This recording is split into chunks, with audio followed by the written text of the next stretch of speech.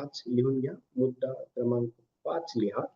मार्गदर्शकाने शिष्याला जबाबदारी घेण्याकरिता तयार केले पाहिजे. मुद्दा क्रमांक 5 लिहा. मार्गदर्शकाने शिष्याला जबाबदारी घेण्याकरिता तयार केले पाहिजे. मुद्दा क्रमांक 5.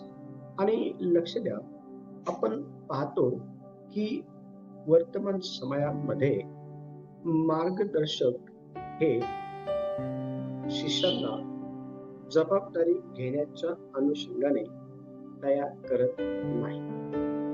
आणि प्रभू येशू ख्रिस्ताची सेवा ज्यावेळेला आपण शुभवर्तमाना मधून बघतो, तर आपल्याला हे पाहायला भेटतं की प्रभू येशूने मार्गदर्शन शिष्यांना करून त्यांना जबाबदारी घेण्याच्या त्या योग्यतेपर्यंत तयारी केलेली आपल्याला पाहायला भेटते. आणि न केवळ त्यांना जबाबदारी घेण्याकरिता तयार केलं, परंतु त्यांच्यावरती जबाबदारी देखील दिली. आणि दोघं करून आपण पाहतो की त्या ठिकाणी त्यांना पाठवण्यात आलेलं होतं.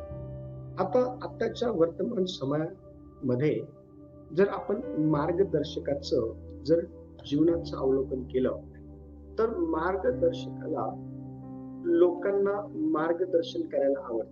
समजून घ्या, ह्या ज्या गोष्टी तुम्हाला शिकवत आहे, सांगत आहे, ह्या गोष्टी समजणं फार गरजेचं आहे. जर ह्या गोष्टी तुम्हाला समजलं, तर तुम्हाला मार्गदर्शक हा देवाच्या इच्छेनुसार मार्गदर्शन करत आहे का, मार्गदर्शक हा स्वतःच्या बुद्धीतून जे आहे ते मार्गदर्शन करत आहे, हे तुम्हाला समजणं सोपं आहे. आणि आपण पाहतो की जे मार्गदर्शक आहे वर्तमान समयामध्ये, ते शिष्यांना जबाबदारी घेण्याच्या अनुषंगाने तयार करत नाहीये, तर ते त्यांना तयार करत आहे त्यांच्या स्वतःच्या बुद्धीमध्ये असलेल्या ज्या काही स्वार्थी ना इच्छा आहे किंवा जे काही स्वार्थी माणसं आहे, त्या अनुषंगातून ते शिष्यांना तयार करताना आपल्याला दिसून येतात. मग पवित्र शास्त्र हे काय शिकवतं, हे आज आपण पाहणार आहोत. शिष्याला जबाबदारी घेण्याकरिता तयार करण्याच्या संदर्भात तर कोणीतरी 2 तिमोथी 2 अध्याय आणि वचन 2 काढा. आणि ह्या ठिकाणी संत पौल हा एक मार्गदर्शकाची भूमिका जी आहे ती तिमोथीच्या जीवनामध्ये निभावत असताना आपल्याला दिसून येते. आणि बघा, 2 तिमोथी 3 अध्याय आणि वचन 2 काय म्हणते पहा.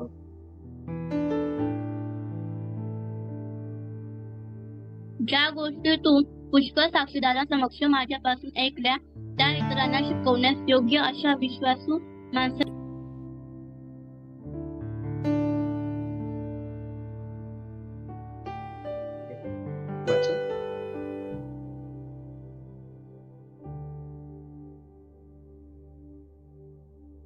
आणखी कुणाला भेटलंय वचन? कोणीतरी हे वचन वाचत ते मदत करेल. ज्या गोष्टी तू पुष्कळ साक्षीदारांसमक्ष माझ्यापासून ऐकल्या, त्या इतरांना शिकवण्यास योग्य अशा विश्वासू माणसांना सोपवून. येस, लक्ष द्या. आता ह्या ठिकाणी आपण पाहतो की संत पौल हा तिमोथीला हे पत्र लिहित असताना तो ह्या पत्रातून तिमोथीने ख्रिस्त येशूचा चांगला शिपाई बनावं यावरती तो भर देत आहे. आणि यावरती तो भर देत असताना त्याला तो अतिशय स्पष्टपणे हे सांगत आहे, ज्या गोष्टी तू पुष्कळ साक्षीदारांसमक्ष माझ्यापासून ऐकल्या आहेत. लक्ष द्या, एका मार्गदर्शकाने शिष्याला जबाबदारी घेण्याकरिता तयार केलं पाहिजे. आणि ह्या वचनातून आपल्याला हे समजत आहे की संत पौल हा एक मार्गदर्शक आहे. आणि तो तिमोथीला मार्गदर्शन करत असताना त्याने तिमोथीला अशा प्रकारचं मार्गदर्शन केलेलं पाहायला भेटतं की त्या मार्गदर्शनाद्वारे तो जबाबदारी घेण्याकरिता तयार झालेला नाही. एक जो मार्गदर्शक असतो ना, तो नेहमी लोकांना अशा रीतीने तयार करतो की ते जबाबदारी स्वीकारण्याकरता तयार झाले पाहिजे. आणि हे वचन स्पष्टपणे सांगत आहे की ज्या गोष्टी तू पुष्कळ लोकांसमक्ष माझ्यापासून ऐकल्या आहे, माझ्यापासून शिकले आहे, त्या इतरांना शिकवण्यास योग्य अशा विश्वासू माणसांना काय कर, सोपवून दे. आता ह्या ठिकाणी आपण पाहतो की मार्गदर्शकाचे काम आहे शिष्यांना घडवणं. मार्गदर्शकाचे काम आहे शिष्यांना जबाबदारी घेण्याच्या अनुषंगातून तयार करणं.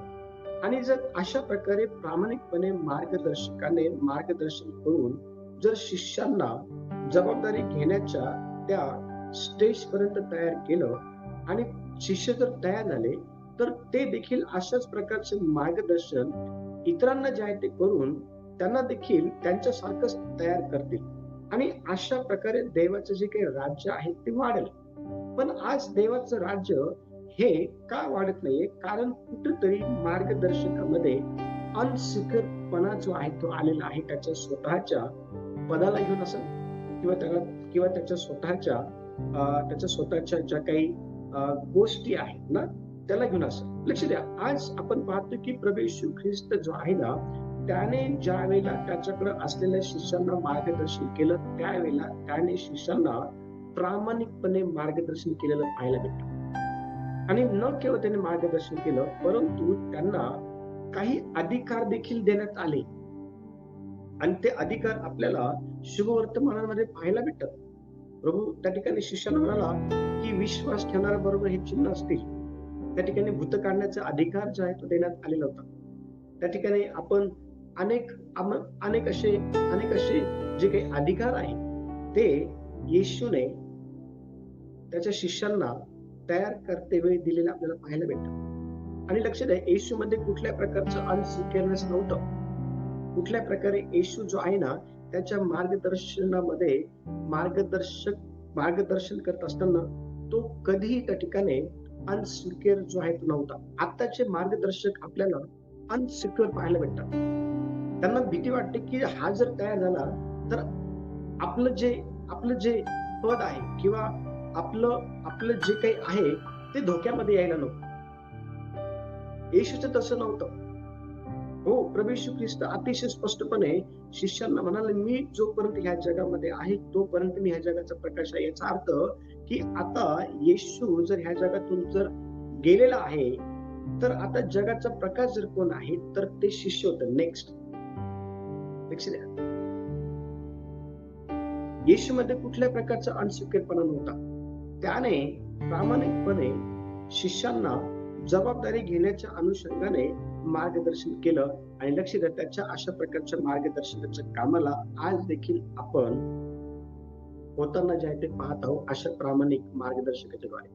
आणि पवित्र शास्त्र बघा, ज्या वेळेला आपण अनुवादाचं पुस्तक 27वा अध्याय, अनुवाद 27वा अध्याय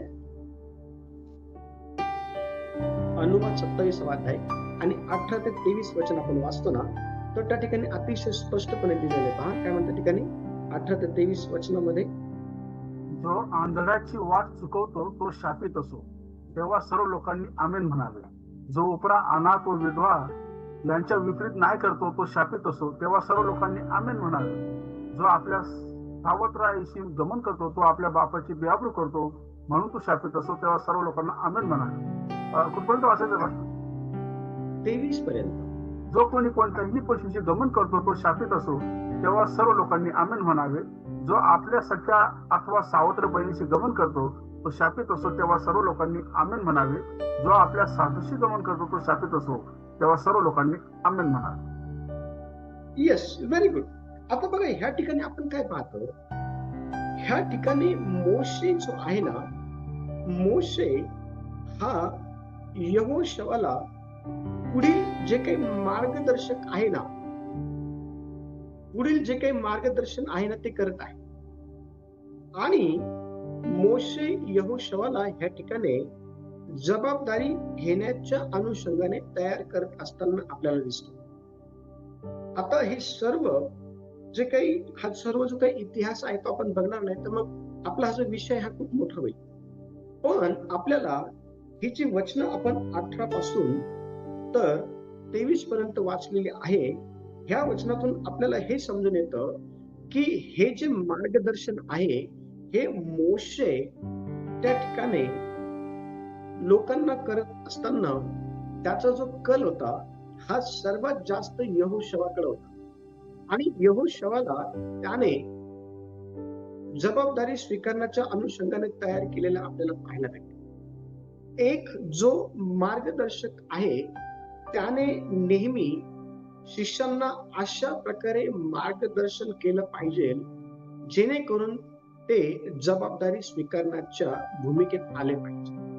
पण आज अशा प्रकारे मार्गदर्शन जे आहे, मार्गदर्शकाच्या द्वारे शिष्यांना केलं जात नसल्या कारणामुळं आज अनेक उणिवा शिष्यांमध्ये आहे. आणि आज आपण पाहतो की अनेक प्रॉब्लेम जे आहे ते प्रामाणिकपणे मार्गदर्शकाने मार्गदर्शन केल्या नसल्या कारणामुळं सेवेमध्ये उत्पन्न झालेले आपल्याला पाहायला भेटतात. लक्ष द्या, देवाचं वचन अतिशय स्पष्टपणे आपण ह्याच विषयामध्ये शिकलो आहोत की पौलाने पेत्राला व्यवस्थित मार्गदर्शन करून त्याच्या ठायी असलेला जो काही ढोंगीपणा आहे त्याचा निषेध केला. आणि जर त्याचा निषेध केला नसता तर अनेक लोक हे पेत्राच्या त्या खोट्या स्वभावाला वश झालेले होते आणि यांची संख्या वाढली असती.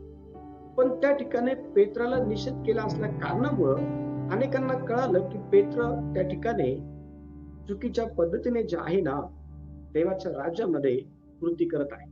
लक्ष द्या, एक मार्गदर्शक हा नेहमी प्रामाणिकपणे मार्गदर्शन करतो. एक मार्गदर्शक हा नेहमी शिष्याची सर्वांगीणरित्या विकास होईल याच अनुषंगाने त्याच्याकडे अनेक योजना आणि प्लॅन्स असतात. एक मार्गदर्शक हा शिष्यांना नेहमी जबाबदारी स्वीकारण्याच्या भूमिकेपर्यंत बांधणी करताना दिसून येत असतो. पण आताच्या मार्गदर्शकामध्ये आपल्याला ह्या गोष्टी दिसून येत नाही. मोशेमध्ये ही गोष्ट होती की त्याने यहोशवाची आपण पाहतो की व्यवस्थित रित्या जे आहे ना मार्गदर्शन करून त्याची तयारी केली होती. येशूकडे बघा, येशूने देखील त्याच्या सेवेमध्ये अनेकांना जे आहे ना मार्गदर्शन करून जबाबदारी घेण्याच्या त्या स्टेज पर्यंत त्यांना जे आहे ते आणलेलं होतं. पण आताच्या मार्गदर्शनामध्ये आपल्याला मार्गदर्शकामध्ये ह्या गोष्टी आपल्याला पाहायला भेटत नाही. मुद्दा क्रमांक 6 लिहून घ्या. मार्गदर्शकाने शिष्यांसाठी सातत्याने प्रार्थना केली पाहिजे. 6व्या क्रमांकाचा मुद्दा लिहा. मार्गदर्शकाने शिष्यांसाठी सातत्याने प्रार्थना केली पाहिजे.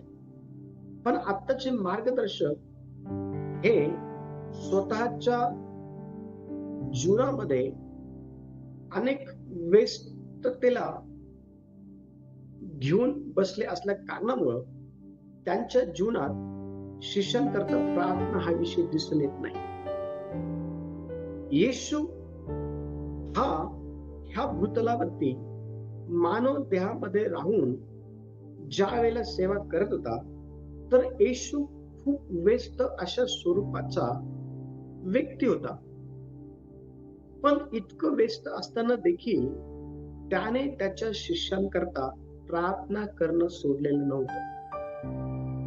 येशू हा अतिशय व्यस्त असताना देखील त्याने त्याच्या शिष्यांना मार्गदर्शन करणं जे आहे ना ते सोडलेलं नव्हतं.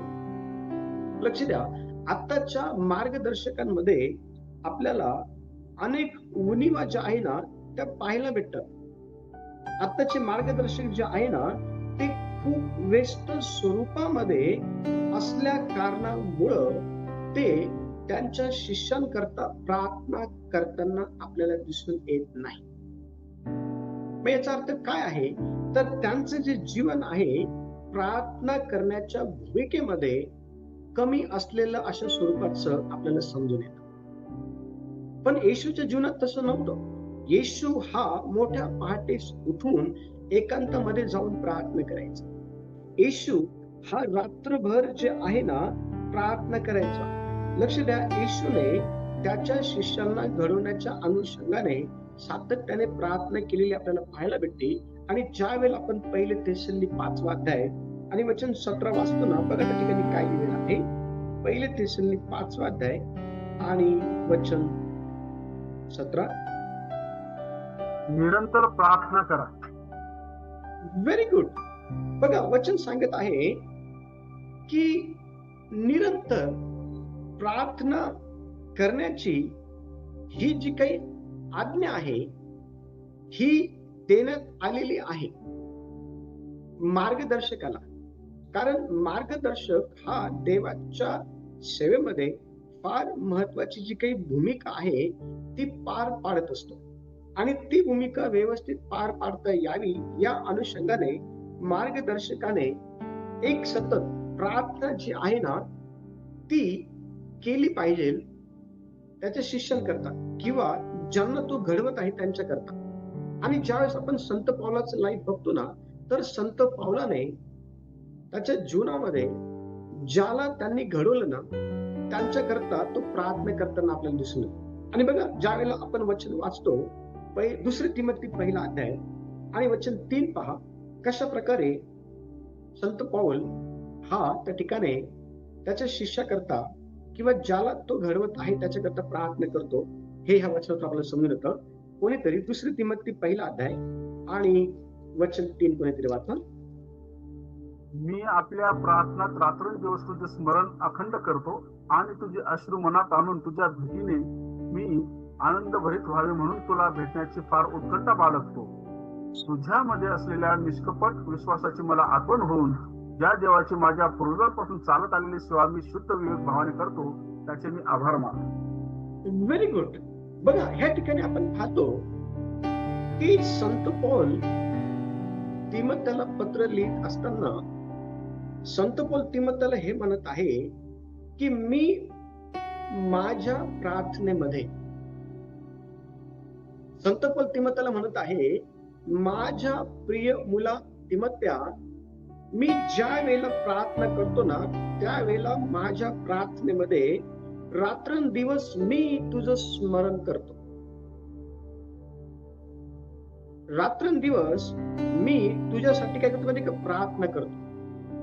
एक जो मार्गदर्शक आहे ना तो प्रार्थना करणारा असला पाहिजे. कुणाकरता?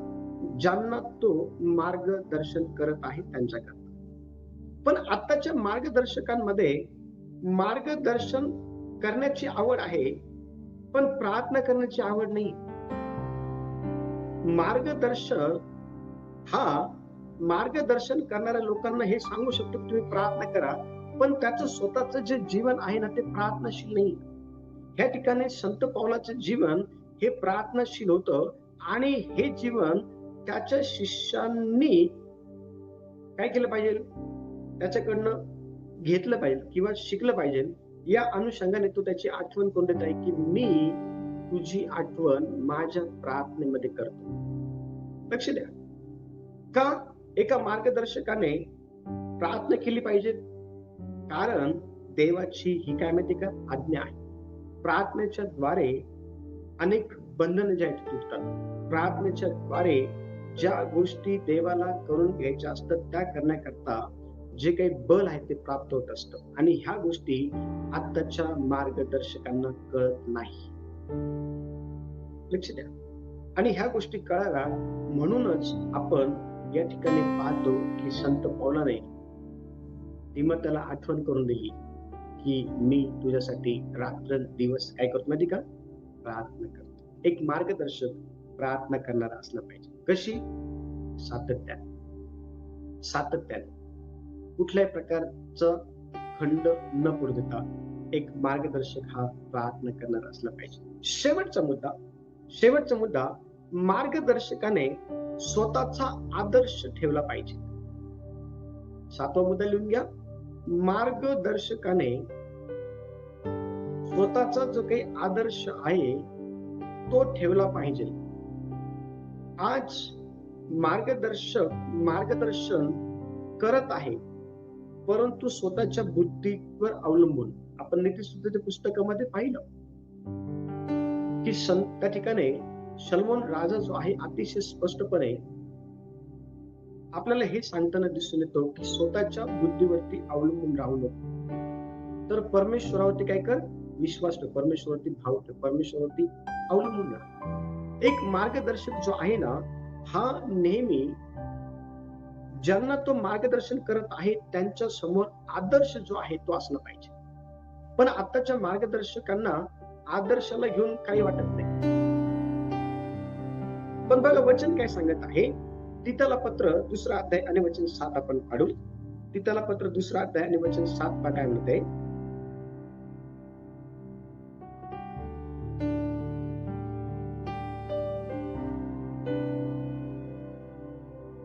सर्व गोष्टींविषयी चांगल्या कामाचा कित्ता असे स्वतःला दाखव. शुद्धता, गांभीर्य व ज्याला दोष लावता येत नाही असे सद्भाषण यांनी तुझे शिक्षण युक्त असू दे. Very good. बघा ह्या ठिकाणी आपण पाहतो की मार्गदर्शकाने ज्यांना तो मार्गदर्शन करत आहे त्यांच्या समोर स्वतःच जे जीवन आहे ते कशा प्रकारे आदर्शमय ठेवलं पाहिजे हे ह्या वचनातून आपल्याला जे आहे ते समजून येतं. आणि हे वचन वाचल्यानंतर असं म्हटलेलं आहे, ह्या सर्व गोष्टींविषयी चांगल्या कामाचा कित्ता असं स्वतःला तू काय कर, सादर कर किंवा स्वतःला तू दाखव. आताच्या मार्गदर्शकांचं जर जीवन बघितलं, आताच्या मार्गदर्शकाचं जर वैयक्तिक लाईफ बघितलं, फॅमिली लाईफ जर बघितलं, सेवेचं लाईफ जर बघितलं, तर फार त्या ठिकाणी वाईट वाटत. कारण जसं लाईफ एका मार्गदर्शकाचं असलं पाहिजे त्या उलट आपल्याला वेगळ्या गोष्टी पाहायला भेटतात त्याच्या जीवनामध्ये. बघा येशू हा एक उत्तम मार्गदर्शक होता आणि येशूचं मार्गदर्शन करण्याची जी काही पद्धत आहे ना, ती लोकांच्या जीवनामध्ये बदल घडून आणणारी होती. पण त्याचं मार्गदर्शन हे लोकांच्या जीवनामध्ये बदल घडून आणणारं प्रभावशाली का ठरलं माहिती का? कारण येशूचं जे काही जीवन होतं ना ते आदर्शमय होतं. लहानपणापासून वचन स्पष्टपणे सांगतं की तो माणसाच्या आणि देवाच्या भयामध्ये, ज्ञानामध्ये जे आहे ना ते तो वाढत गेला. ज्या वेळेला आपण लुकरूस शुभवर्तमानाचं पुस्तक ज्यावेळेस आपण काढतो ना, तर लुकरूस शुभवर्तमानाच्या पुस्तकामध्ये आपल्याला येशूची वाढ जी आहे ती कशा प्रकारे लहानपणापासून जी आहे ती होत होती, त्या ठिकाणी तिचं जे काही वृत्तांत आहे त्या ठिकाणी आपल्याला तो पाहायला भेटतो. आणि वचन अतिशय स्पष्टपणे जेव्हा आपण वाचतो ना, तर वचन सांगत आहे की तो देवाच्या आणि माणसाच्या ज्ञानामध्ये, देवाच्या आणि माणसाच्या भयामध्ये जो आहे ना तो वाढत गेला. लक्ष द्या. आणि त्याचं जे जीवन आहे ना ते आदर्शमय जीवन होतं. त्याचे जीवन अडखळणारं जीवन नव्हतं. एक मार्गदर्शकाने नेहमी स्वतःचं जीवन जे आहे ना मार्गदर्शन करणाऱ्या लोकांसमोर आदर्शमय ठेवलं पाहिजे. आणि कशा संबंधाने ते आदर्शमय ठेवलं पाहिजे, तर चांगल्या कामाचा कित्ता. लक्ष द्या. ज्या वेळेला तुम्हाला लोक पाहतील त्यावेळेला लोकांना हे समजणं फार गरजेचं आहे की तुम्ही चांगलं काम करणारे अशा प्रकारचे मार्गदर्शक आहात. पण तुम्हाला माहिती का, आज लोक मार्गदर्शकाकडे बघतात तर लोकांना मार्गदर्शकामध्ये अनेक उणिवा दिसतात चांगल्या कामांना, चांगल्या कामाच्या संदर्भामध्ये. आणि बघा वचन सांगत त्या ठिकाणी शुद्धता, गांभीर्य व ज्याला दोष लावता येत नाही असे सद्भाषण ह्यांनी तुझे शिक्षण युक्त असू दे. ह्या 3 गोष्टी ज्या आहे ना, लक्षात द्या, 4 गोष्टी. पहिली गोष्ट आहे चांगल्या कामाचा कित्ता, आदर्श चांगलं काम करण्यामध्ये. दुसरी गोष्ट शुद्ध जीवन असलं पाहिजे. तिसरी गोष्ट गांभीर्य असलं पाहिजे जीवनामध्ये. ज्या पण गोष्टी करत आहेत त्या गोष्टींमध्ये गांभीर्य असलं पाहिजे. एक मार्गदर्शक हा जे काम तू करतोय त्याच्यामध्ये सिरियसनेस असलं पाहिजे. आत्ताचे मार्गदर्शक सिरियस नाहीये. आत्ताचे मार्गदर्शक टिंगल टवालकी करणारे आहे. आत्ताचे मार्गदर्शक जोक करणारे आहे. आत्ताचे मार्गदर्शक जे आहे ना एकमेकांच्या उणिवा काढणारे आहे. आत्ताचे मार्गदर्शक जे आहे ना अतिशय भयंकर चुकीची वागणूक करणारे आहे. येशूने त्याच्या जीवनामध्ये गांभीर्यता जी आहे ती दाखवली. लक्ष द्या, येशूने त्याच्या जीवनामधून जे आहे ना गांभीर्यता दाखवली. येशू त्याच्या जीवनामध्ये शुद्धतेवरती भर देणारा होता. येशू त्याच्या जीवनामध्ये जे आहे ना त्याला कोणीही दोष लावल अशा प्रकारची वागणूक करणारा तो नव्हता. त्याचं भाषण उचक नव्हतं. त्याचं भाषण चांगलंच होतं. लोकांची उन्नती करणार त्याचं भाषण होतं.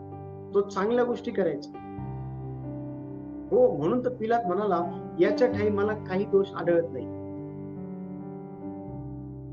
लोकांनी मार्गदर्शकाकडे बघितल्यानंतर लोकांना त्याच्या ठाई कुठल्याही प्रकारचा दोष या 4 भागांमध्ये आढळायला नको आहे. 4-5 भागांमध्ये पण आढळतो. याचा अर्थ हा आहे की आता मार्गदर्शकाने मार्गदर्शन करण्याऐवजी स्वतःच्या जीवनाकडे गांभीर्याने लक्ष देऊन ज्या भागामध्ये बदलण्याची गरज आहे त्यावरती काम केलं पाहिजे. बघा, आपण ज्यावेळेस उदाहरण पाहतो योहानाचं पुस्तक 13वा अध्याय तर वचन 15 ज्यावेळेस आपण वाचतो ना त्या ठिकाणी अतिशय स्पष्टपणे प्रभू येशू ख्रिस्त हा त्याच्या शिष्यांसोबत बोलत आहे. आणि बघा काय बोलत आहे. कोणीतरी योहान 13वा अध्याय आणि वचन 15 काय म्हणत आहे. कारण जसे मी तुम्हाला केले तसे तुम्हीही करावे म्हणून मी तुम्हाला कित्ता घालून दिला आहे. Very good. बघा, ह्या अध्यायामध्ये आपण पाहतो की प्रभू येशू ख्रिस्त हा केवळ शिष्यांना शिकवतच नाही तर शिकवणी बरोबर एक आदर्शमय जीवन देखील त्यांच्या समोर ठेवत आहे. आणि कोणत्या प्रकारचं आदर्शमय जीवन हे येशूने त्या शिष्यांसमोर ठेवलं तर ह्या संपूर्ण वृत्तांतामध्ये आपल्याला पाहायला भेटतं की येशू शिष्यांचे पाय धुवते. येशू शिष्यांचे काय करत माहिती का. येशू शिष्यांचे पाय धुवते आणि येशू त्यांना यातून एक संदेश देखील देत आहे. येशू त्यांना यातून एक शिकवण देखील देत आहे. येशू त्यांना यातून एक आदर्शमय जीवन देखील देत आहे. आणि बघा, ते आदर्शमय जीवन काय माहिती का. येशू त्यांना म्हणाला कारण जसं मी तुम्हाला केलं. काय केलं होतं येशूने त्यांना. येशूने त्यांचे पाय जे आहे ना ते धुतलेले होते. कमरेला लावलेल्या त्या रुमालाने त्यांचे पाय पुसलेले होते. आणि येशू त्या ठिकाणी म्हणत आहे जसं मी तुम्हाला केलं तसं तुम्हीही करावं म्हणून मी तुमच्या समोर हा आदर्श ठेवलाय, हा कित्ता ठेवलाय. आणि प्रभू येशू ख्रिस्त म्हणतो तुम्ही मला गुरु म्हणतात ना ते बरोबर म्हणतात कारण मी तसाच आहे. बघा, वचन 13 वाचा. वचन 13 आणि 14 वाचा. सुभाष, तुम्ही मला गुरु व प्रभू असे संबोधता आणि ते ठीक बोलता कारण मी तसाच आहे. वचन 14 म्हणून मी प्रभू व गुरु असूनही जर तुमचे पाय धुतले तर तुम्हीही एकमेकांचे पाय धुतले पाहिजे. Very good. बघा काय म्हणते प्रभू येशू ख्रिस्त या ठिकाणी. तुम्ही मला गुरु म्हणतात, प्रभू म्हणतात. तुम्ही बरोबर बोलता. तुम्ही बरोबर बोलता कारण मी गुरु आहे, कारण मी प्रभू आहे. मी तसंच आहे जसं तुम्ही म्हणत असता. आणि मग मी जर गुरु असून, मी जर प्रभू असून, मी जर मार्गदर्शक असून जर तुमचे पाय धुतले तर तुम्हीही एकमेकांचे पाय धुतले पाहिजेत, सेवा केली पाहिजे. पण आताच्या मार्गदर्शकांमध्ये सेवेचा स्वभाव नाहीये, ऍटिट्यूड आहे. ऍटिट्यूड. आताच्या मार्गदर्शकामध्ये मी पण आहे. आताच्या मार्गदर्शकामध्ये नम्रता दिसून येत नाही. आताच्या मार्गदर्शकामध्ये सर्वात जास्त कोणत्या गोष्टी आपल्याला दिसून येतात तर ते आहे मीपणा. हो, येशूमध्ये मीपणा नव्हता. येशूमध्ये ऍटिट्यूड नव्हतं. येशूमध्ये गर्व नव्हता. हे वचन वाचल्यानंतर आपल्याला हे समजतं की येशू हा जिवंत देवाचा एकुलता एक पुत्र होता, ज्याला ह्या जगामध्ये आंधळ्यांना डोळे देण्यासाठी, मुक्यांना वाच देण्यासाठी, बहिऱ्यांना ऐकण्याची शक्ती देण्यासाठी, आजारांना बरं करण्यासाठी, मृतांना जिवंत करण्यासाठी, हा वाईट काय आहे, चांगलं काय आहे याची जाणीव करून देण्यासाठी, देवाच्या राज्याच्या गोष्टी सांगण्यासाठी, अनेक गोष्टी विथ पर्पज येशूला जगात पाठवून आलं. आणि तो त्याच्या त्या उद्देशापासून भरकटला नाही, उजवीकडे पण गेला नाही आणि डावीकडे पण गेला नाही. आणि हे करत असताना त्याच्यामध्ये मीपणा नाही आला, त्याच्यामध्ये गर्व नाही आला, त्याच्यामध्ये कुठल्याही प्रकारचं इगो नाही आला, त्याच्यामध्ये कोणत्याच गोष्टी इगो नाही आला. आपल्या सेवेमध्ये एखादा अशुद्ध आत्मा निघून गेला, त्याचं क्रेडिट देवाला देण्याऐवजी आपण आपल्या स्वतःला घेतो. आपल्या सेवेमध्ये एखादी चांगली गोष्ट घडली तर त्याचं क्रेडिट आपण आपल्या स्वतःला देतो, देवाला देत नाही. 10 लोकांना आपण बोलू दाखवतो, मी केलं. ह्या ठिकाणी प्रभू येशू ख्रिस्त अतिशय स्पष्टपणे म्हणत आहे, लक्ष द्या. तुम्ही मला गुरु म्हणता, तुम्हाला प्रभू म्हणता, ते तुम्ही ठीक म्हणता, मी तसंच आहे. का तसंच माहिती का? कारण मी थोड्या वेळापूर्वी एक काम केलं. कोणतं? शिष्यांचे पाय धुतले. जर मी तुमचे पाय धुतले तर तुम्हीही तुमचा सर्व मीपणा बाजूला ठेवून, तुमचे सर्व अक्कल, हुशारी, कला, कौशल्य, तुमचं जे काही सौंदर्य असेल, तुमचं काही पॉवर असेल, तुमचं काय असेल ते बाजूला ठेवा आणि सेवक वृत्ती धारण करा. सेवक वृत्ती काय माहिती का?